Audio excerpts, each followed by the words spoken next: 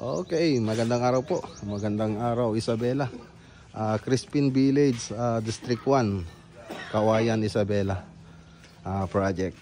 So part 1. So makikita nyo po rito, siyempre yung hindi pa tayo nakapag-kisame. So ceiling project, yung project natin dito. So design ni architect. So si architect na po yung nag-design ng ceiling nito. So tayo lang yung maggagawa. So ayan, pasilip po natin. So ito hindi to kasali kasi may gagawin po daw sila diyan. So dito tayo sa living room. So cove design. So yun lang ang combination ng cove design, tapos yung PVC floated panel. Yan, gypsum board tsaka PVC floated panel. Tapos dito gypsum board. So flat po siya, tapos may kanal. Ayun. Tapos dito rin flat po siya, tapos may kanal din po siya, mga boss. Ganun yung design niyan. So abangan nyo na lang po.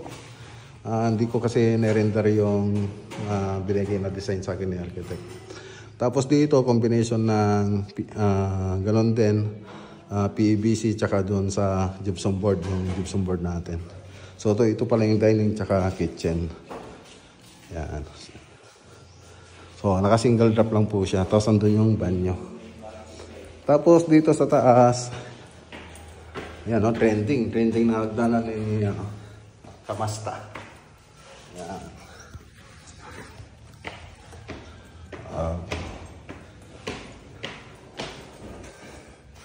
So dito hallway na lang po to. So combination ng PVC taka gypsum board, naka single drop po siya.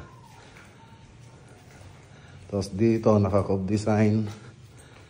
Combination pa rin ng PVC tsaka gypsum board. Family room. Tapos master bedroom. Ito po yung master bedroom. So ganun din combination niya, gypsum board tsaka PVC. Tapos dito purong gypsum board, naka-cove design. Walking closet. So malaki pa yung walking closet niya. Tapos mayroon tayong toilet and bath tsaka, ayan, toilet and bath pala to. Okay. So, yan lang naman yung gagawin natin dito. So, yung truck wala pa, nasiraan. So, mga 5 hours pa daw bago makarating dito. Nasa Jadi pa lang daw sila. Nagpa-rescue po daw sila dun sa pinsan niya. Pinsan nung may-ari ng truck. So, ang gagawin natin dito, mag-level muna tayo. Mag-layout gamit yung laser level. Tapos pwede na rin tayong magwal hanggang dyan kasi